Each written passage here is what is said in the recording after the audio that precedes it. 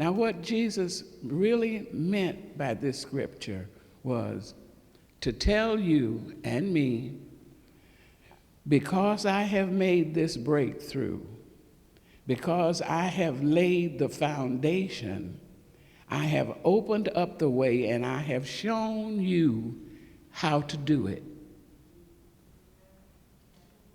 I have shown you how to do it. We always think about Jesus on the cross. We always think about him in the tomb. But he did a lot of work before he had to go through the cross, through the tomb, to the resurrection. He came, when they asked him why he was here, he said, I have come that they may have life, and that more abundantly. So we have no business suffering and doing without. If you are suffering and doing without, it's because you're not in tight with your relationship with the Christ inside of you. It's okay, though, because you can get tight in there whenever you really want to. But you have to really want to, you see. We give a lot of lip service, you know. We know a lot of pretty words, but get to the meat of it. You have to get inside. I have opened the way. I have opened the way to what? To whatever it is that you want that is for your highest good. To whatever there is that you need, it's available to you. And he has come to show us how to get there.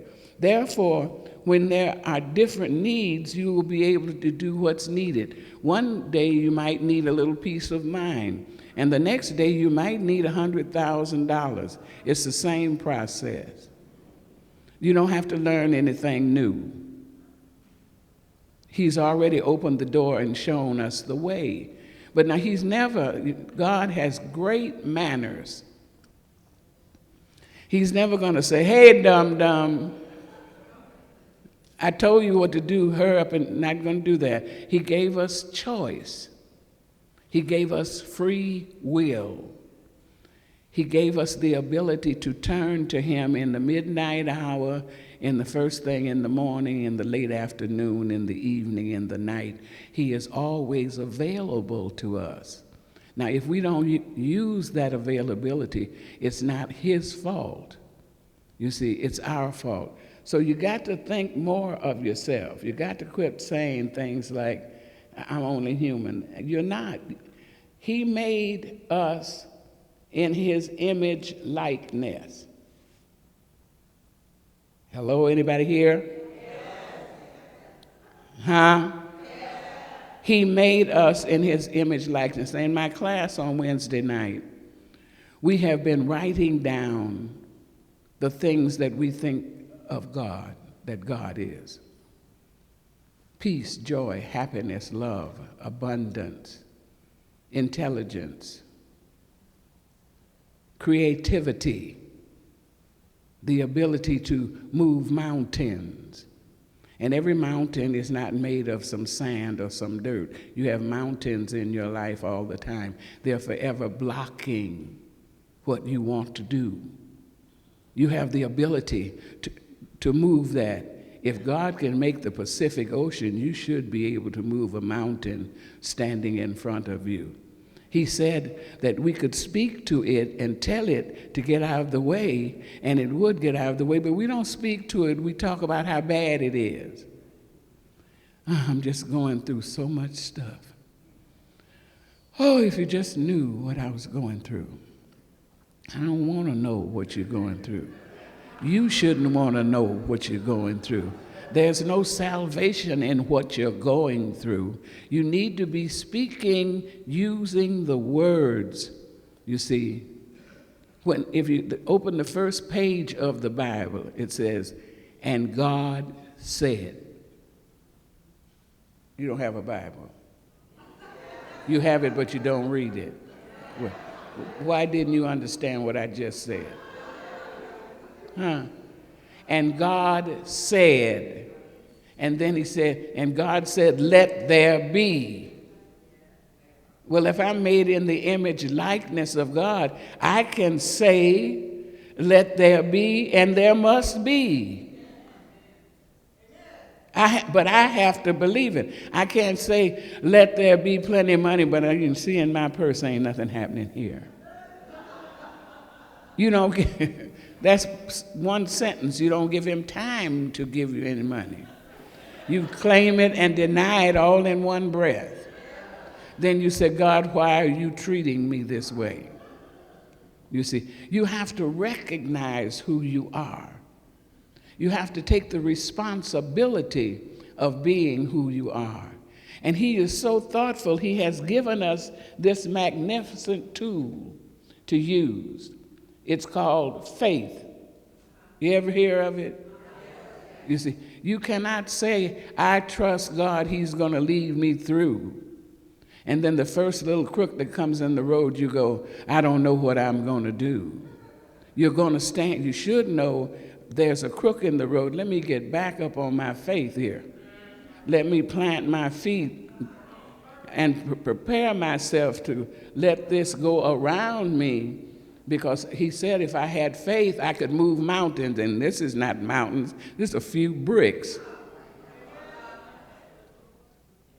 If he could go through the tomb and through the cross, and one of my students, bless his heart, John Downey, his father worked on the railroad,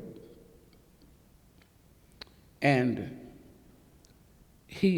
John went to see his family, and at that time we were studying about Jesus being nailed to the cross, and John spoke to his father and asked about the nails, and were they that big? He had seen it on Roma's show, the Bible.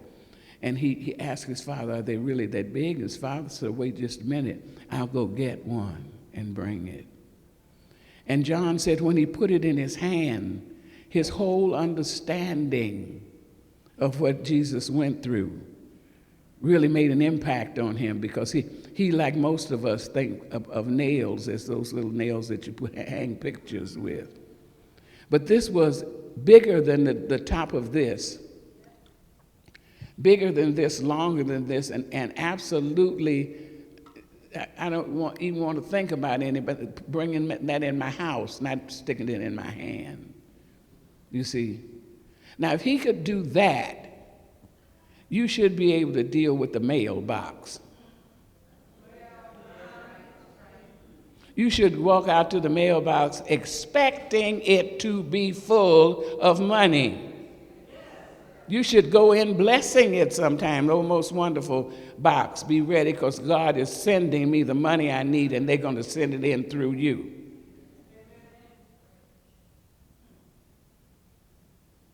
But we go to the mailbox, and especially if you find one of those letters from the Internal Revenue.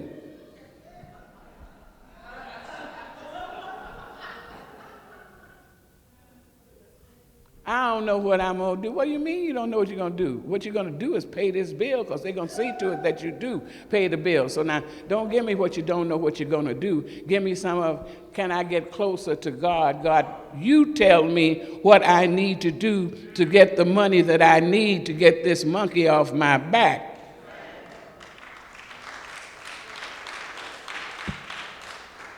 We don't have enough faith. We don't use enough faith.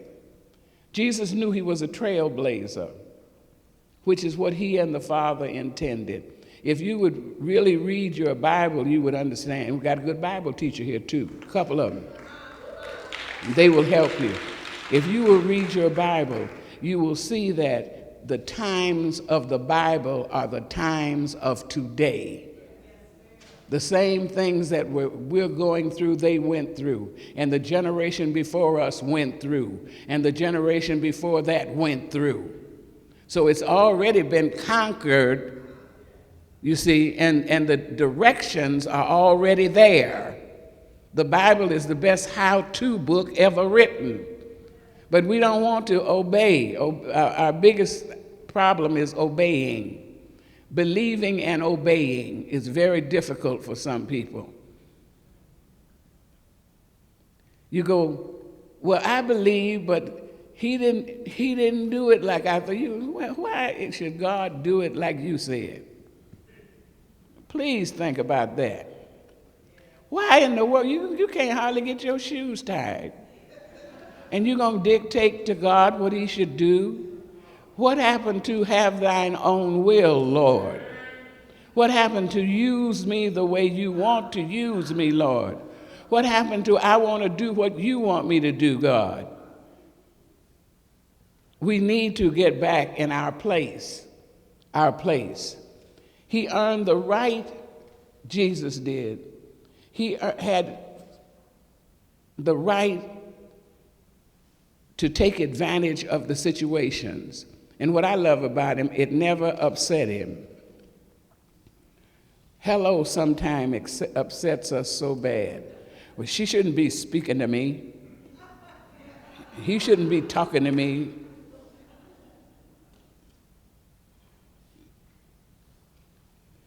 You have to know that when you become the adversary, you cannot have victory in the name of Christ. If you read the Bible, you will understand Jesus never spoke above a whisper. He knew what he wanted to say, and he just said it. We have to fix it. I don't want to get them to get the wrong impression. I don't care what impression they get. I'm not trying to impress them. I'm trying to impress the Christ inside of me, because that's where all the action comes from. And I'm an action person. I want to feel something. I want to know that I have the ability to do things. I want to be able to step into the battlefield already knowing that I have won. Not hoping that I do win, but knowing that the God in me is stronger, sweeter, kinder, more tender, more available to do the things that make me feel good. Make me know that I am doing what he makes me feel good, so that I'll know I'm doing what he wants me to do. It's so quiet in here. You might as well laugh, because I'm going to say it anyway. What we don't do that Jesus did, Jesus worked on self-mastery. He was forever going in the mountains. I hate to do this to you, but there were no mountains. It was desert.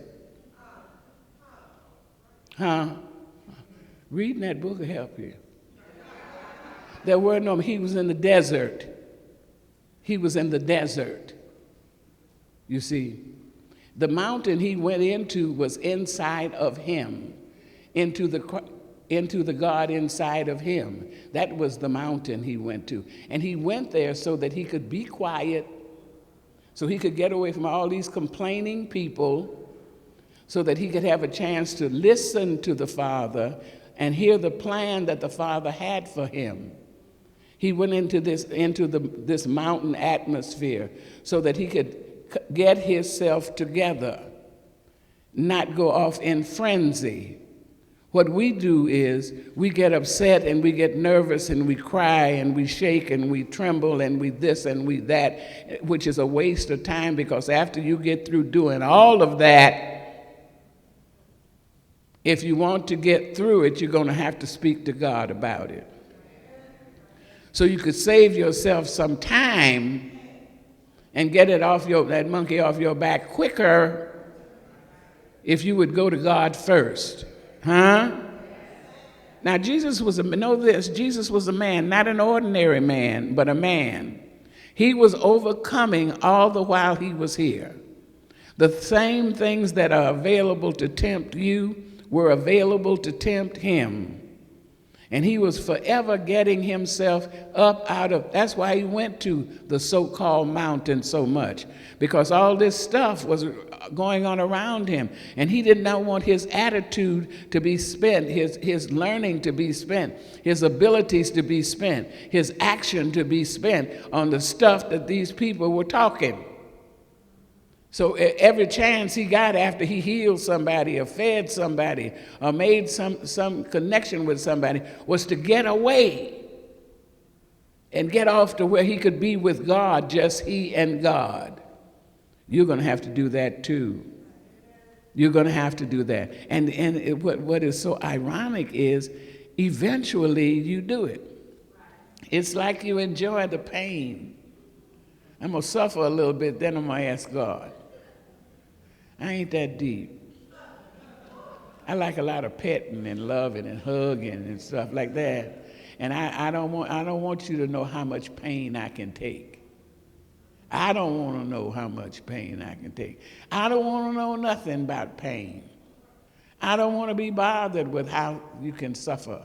I'm not interested in that. I'm interested in being able to speak to God and he tell me what to do, what I should do. I want him to wake me up at night and explain to me what to do, so when the light comes up in the morning, I know what I'm going to do. You see, but in order to get that, you have to have a relationship with him. When things are going wrong, I don't want to feel the pain of what's going wrong. I want to feel the warmth that he gives me by coming up and letting me know I got your back. I'm here. Don't worry about a thing. We're going to do it this way. You see? And I want to be able forever to say, okay, if that's the way you want it done, I want to do it that way. Sometimes I have to say, you have to tell me again because I didn't really understand it. And I don't want to make a mistake. I want you to tell me exactly how you want me to do it, and that's the way that I will do it, you see. Jesus earned the right to be called master because of his victorious overcoming throughout his life. Everywhere he went, whatever was going on, he overcame it. Wherever he went to on a speaking engagement, and a lady that he didn't even see, that he didn't even know was there, snuck up behind him and touched the hem of his garment and was made well. And it was a surprise to him. He went, somebody touched me. His disciples said, everybody touching you. We're out here, all these people. No, he said, no, somebody touched me. In other words, somebody who had the faith connection, somebody who believed, somebody who respected who I was and what I could do.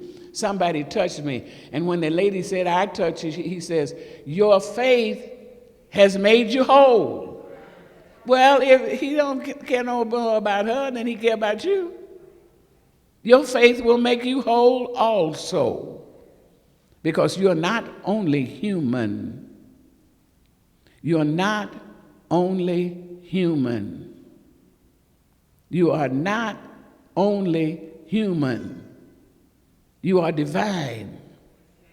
You are divine. And you don't say that to you. The thing that I teach in my class more than anything else I teach is the mirror. You see, you talk to everybody. If you get on the elevator and there's folk on the elevator, you say hello. You go to the grocery store, hello. How about hello to you? How about standing in front of the mirror and looking into your eyes? Not how many pimples you got, or how many wrinkles you got, or how you need your jaws pulled up and your under the neck fixed. No, I'm not talking about that. I mean, go and look into your eyes, into your spirit, and speak to your spirit and say to you, I'm divine. I know I'm divine. God said I'm divine. I can handle this. I can do this. I can feel the God inside of me. It's not something I hope might be going on. I know he's in there, and I know if I will be still and not have to have my own way and allow him to take control, it will be handled. I might have told you this before, but I'm so proud of it, I talk about it all the time. I needed some money. And I'm used to making money. I never bothered about saving any, because if I needed some, I could get a job and go get some new money. I like new money. I like to spend the old money and have new money. So I never made any preparations to save. I bought what I felt like I should have, 37 pair of shoes, so I bought 37 pair of shoes. And I wore them all the time, and I loved it, and I enjoyed it, and I was happy about it and all of that. So this particular time, I had spent all the money. And I had a bill that had to be paid. They're talking about taking my house away if I didn't pay the bill. Take my house? What do you mean take my house? Well, you didn't pay 19, 20, and some other date and another date and another date, and they're thinking about taking your house. So, let me take this part. Speaking about the power of your mouth. While I was doing Touched by an Angel, whenever they had a break, I brought a diamond, a ruby, an emerald, an opal, or something. And my rationale was, if I ever need any money, I can get my money back out of this. So when they called me up with the bill, thousands of dollars, they wanted thousands of dollars. I got out the jewelry box. And I got thousands of dollars, and I gave them that thousands of dollars. So evidently they called this other firm and said, well, she gave us, this is supposition here, but it just seemed that way to me. So she gave us, but she must have some more money in there somewhere because she came up with this too quick not to have enough to pay us. And so now I done pawned the jewelry, and I done taken what was there, coming in residuals and all of that. And my husband came in, and he was grinning from ear to ear. And I said, what happened? He said, the Father just sent you 173,600 and some change money.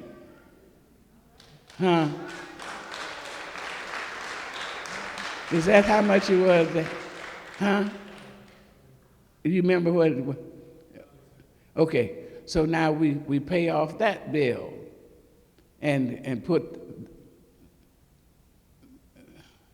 cashier's checks. That's what I'm trying to say, Daddy. He goes, and so it won't be any mistake about no money in the bank. He go and get cashier's checks, and he pays that off. Okay, so now we get another bill from the business account, $6,000. Need to be paid on that. I go right back to my banker, God, and I said, well, Father, they're still, I need some more money because the mail lady, the lady delivers the mail around our house. The mail lady called up and said, you have to come to the mailbox and bring something to carry it in because it's too much for me. I can't lift it. And here are, I don't know how many, it's a whole box full of SAG residuals.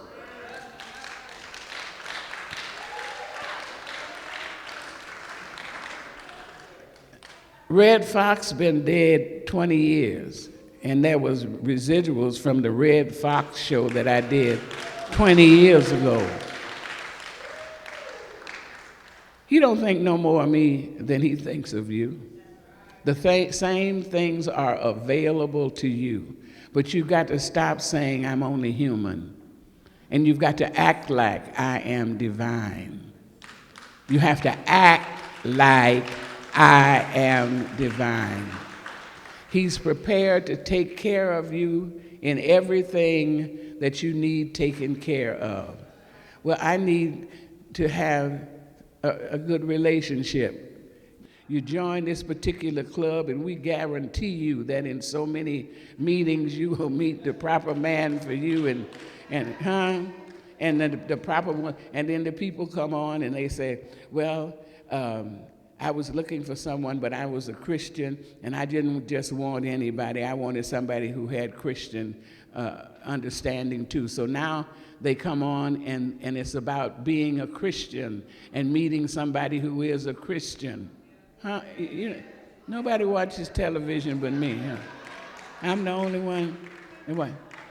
What I'm saying to you is whatever it is that you need that is for your highest good, God is capable of supplying it if you will stop playing games, stand on your faith, trust the Lord, do his bidding. You cannot fail. It's impossible.